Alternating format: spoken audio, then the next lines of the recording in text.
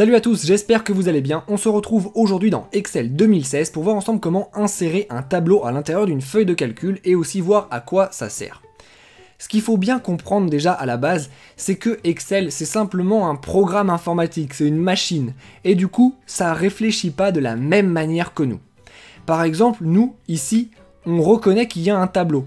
On arrive à le reconnaître parce qu'on voit que tout en haut, il y a des titres. Que ce qu'il y a en dessous des titres, et ça correspond à l'intitulé du titre, etc. etc.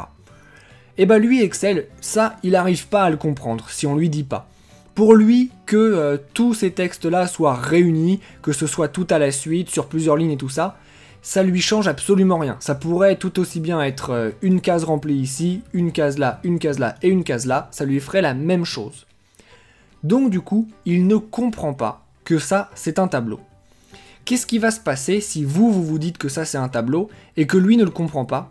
Et tout simplement, vous allez finir par avoir des erreurs. Par exemple, si je vous dis à vous de trier la colonne C, donc cette colonne-là de manière alphabétique, vous allez prendre tous les noms et vous allez les trier de manière alphabétique. C'est ce que vous comprenez. Seulement, Excel, lui, il va pas comprendre ça pareil. Il va prendre toute la colonne C, donc il va aussi prendre le titre, puisqu'il comprend pas que c'est un tableau, il va encore moins comprendre que ça c'est le titre. Donc il va le considérer exactement comme le reste de ce qu'il y a ici, et du coup votre en-tête, donc votre ligne de titre ici, va si ça se trouve se retrouver à l'intérieur de votre tableau. Et il va y avoir plein d'erreurs comme ça à l'intérieur de vos tableaux après ça. Alors évidemment vous allez me dire que manuellement vous allez pouvoir corriger toutes ces erreurs sans problème, vous n'avez qu'à faire un tri sur ces colonnes là et pas sur toute la colonne, etc. etc.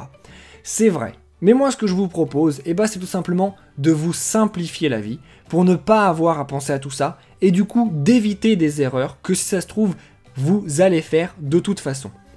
Pour faire ça, dites simplement à Excel lorsque vous faites un tableau. Sélectionnez ce que vous considérez être un tableau, cliquez sur Insérer, puis cliquez simplement sur Tableau. Et là du coup, Excel va comprendre que ce que vous avez là, c'est un seul et même tableau. Et ça va le rendre plus intelligent, il va faire beaucoup moins d'erreurs, il va beaucoup mieux comprendre ce que vous lui demandez. Et du coup, vous allez tout simplement vous simplifier la vie en faisant ça. Donc je vous conseille vraiment de prendre l'habitude à chaque fois que vous faites un tableau, d'indiquer à Excel que vous avez créé un tableau.